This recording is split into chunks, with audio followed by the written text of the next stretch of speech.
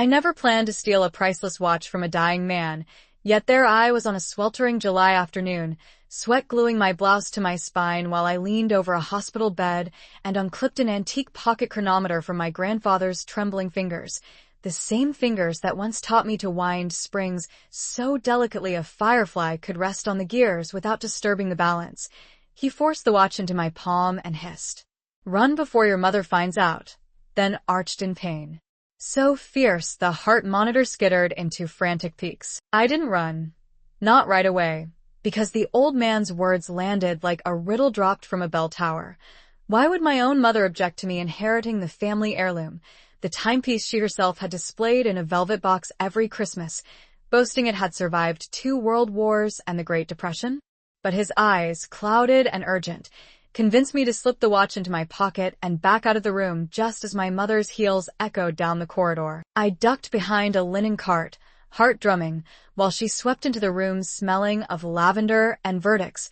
Across sterile hallway light, I watched her kiss his forehead, then glance at the empty space where the watch chain usually dangled. Her shoulders tightened, lips pinched, and a cold wave rolled through my stomach. She'd notice soon enough. I hurried to the elevator, pressing the button like it was a panic alarm, the watch burning against my thigh. I'd borrowed her car, a champagne-colored Tesla she named Persephone because it carried her to and from the underworld of corporate litigation.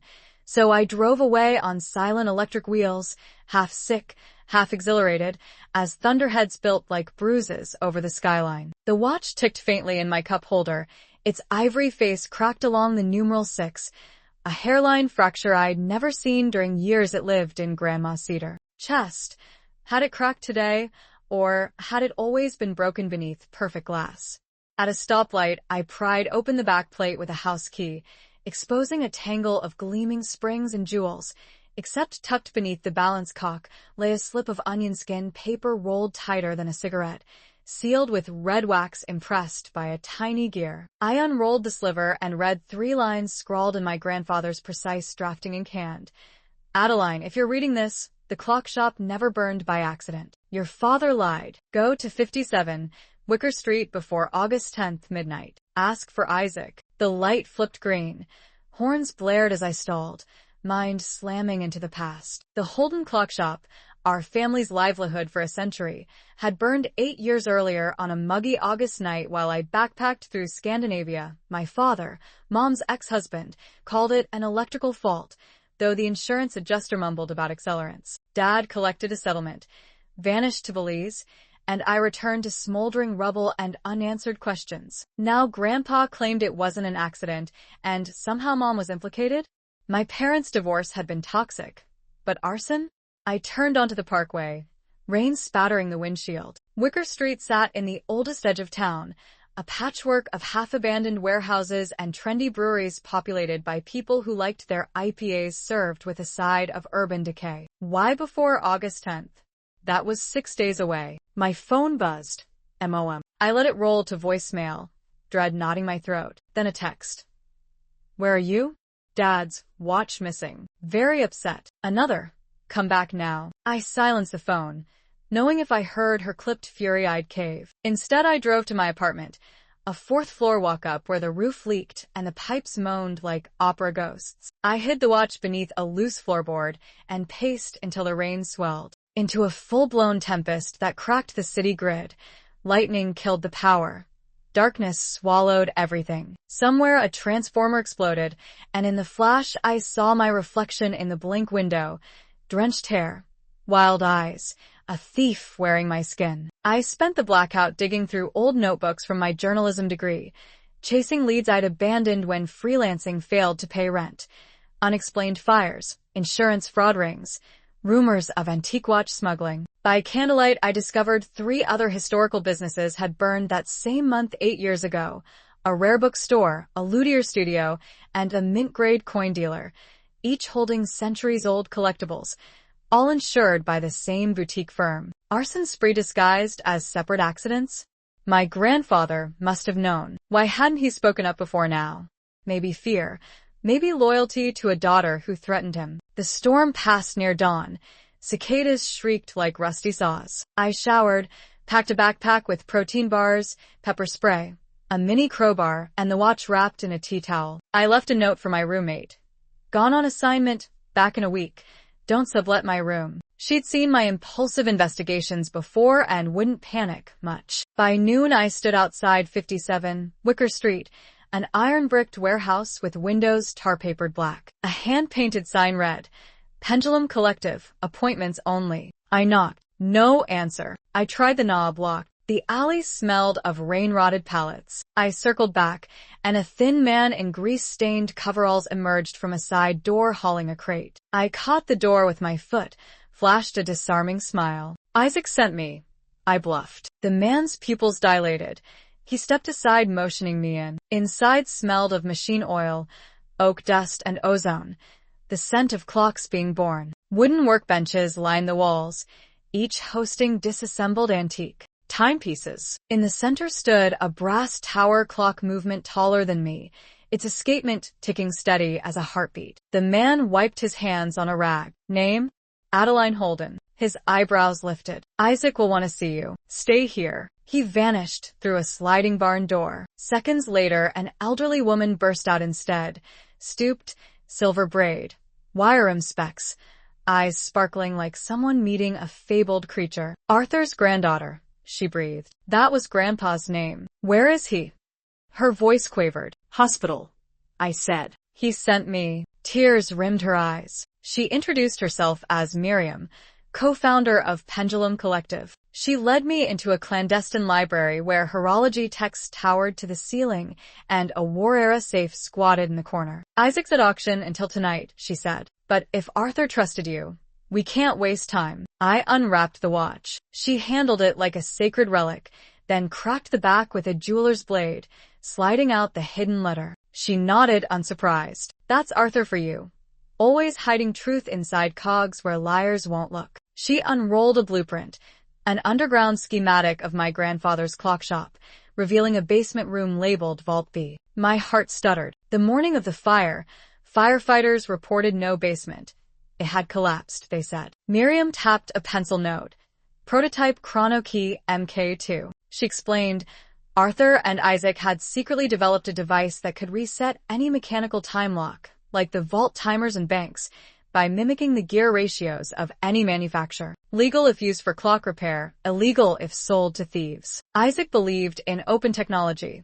My grandfather refused. They argued, parted ways. Weeks later, the fires began. "Someone wanted every trace of their research destroyed," Miriam said. "You suspect my mother?"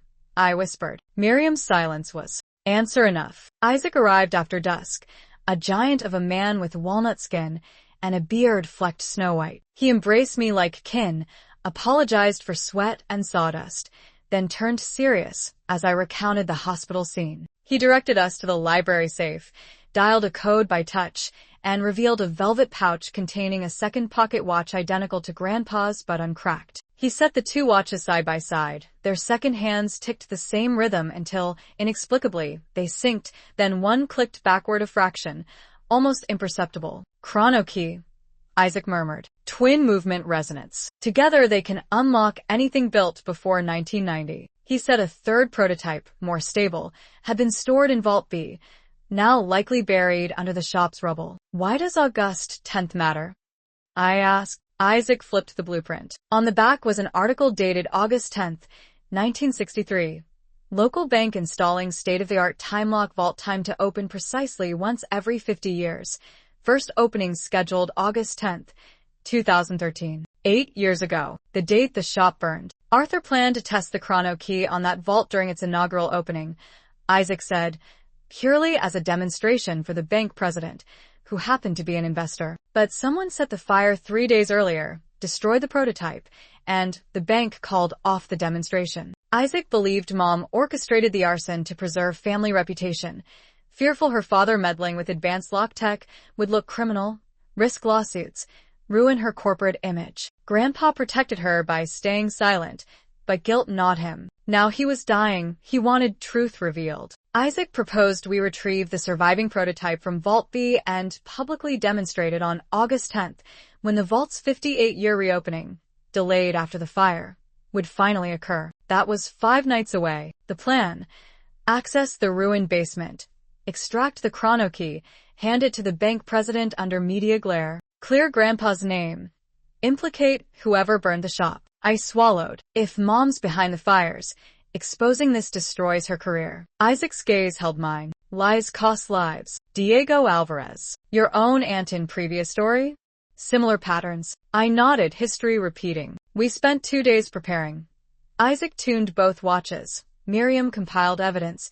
I researched building permits. The ruin had been purchased by a shell company, front for Mom's legal firm. They planned to demolish next month. On the 3rd night, we approached the charred shell. My pulse thrummed as rain misted the ash-scented air. Isaac picked the padlock. Inside, moonlight sliced through broken rafters, dust motes swirling like ghosts. We pried loose floorboards, revealing a stairwell clogged with debris. Isaac rigged a pulley. We cleared beams, descended into a tomb of damp concrete. At the far wall, a steel door lay warped from heat yet intact, its mechanical dial scorched but readable. Isaac aligned both watches on a bracket he'd built, gears humming in sympathetic vibration. The dial clicked, Tumblr's word.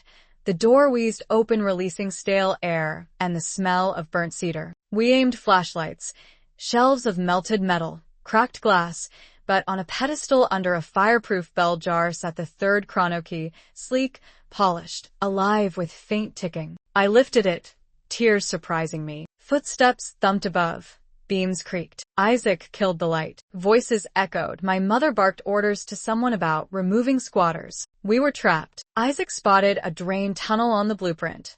Led to the alley. We crawled through cobwebbed pipe barely wider than my shoulders.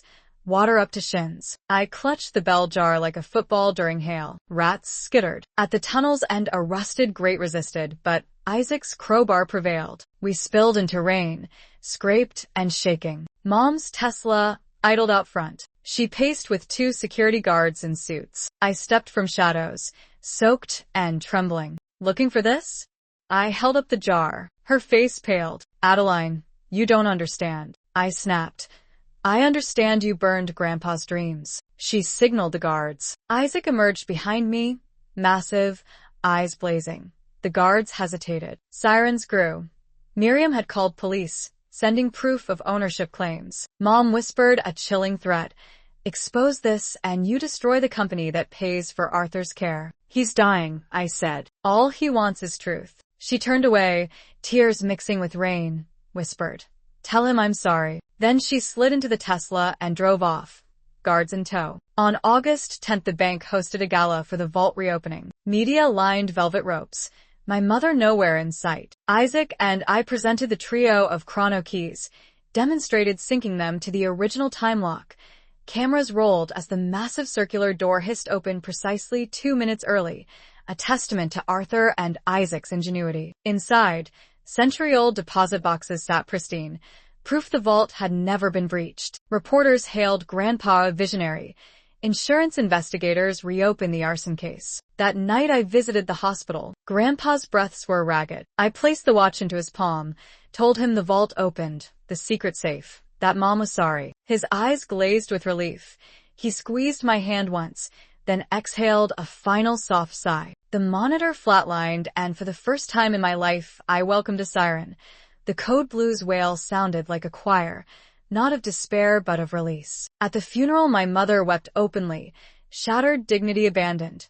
Afterward, she faced grand jury testimony for obstruction but reached a plea: community service, public apology. She resigned from her firm, took a teaching job at the community college, lecturing on ethics and corporate law. Isaac and Miriam founded a horology institute in Grandpa's honor, with me as communications director. We tour schools demonstrating mechanical marvels, reminding kids that true timekeeping isn't about capturing seconds but honoring every truth they hold. The chrono keys sit in a glass case at the institute entrance, ticking in perfect resonance. Some evenings after tours, I swear I hear hinges clicking in the dark hallway, like unseen doors opening for those brave enough to pry at the past. Whenever a thunderstorm rumbles over town and ambulance sirens rise, I rest my hand on the cracked numeral 6 of Grandpa's watch, feel the faint heartbeat of gears, And remember that sometimes the only way to move forward is to wind back the lies and let the truth strike midnight.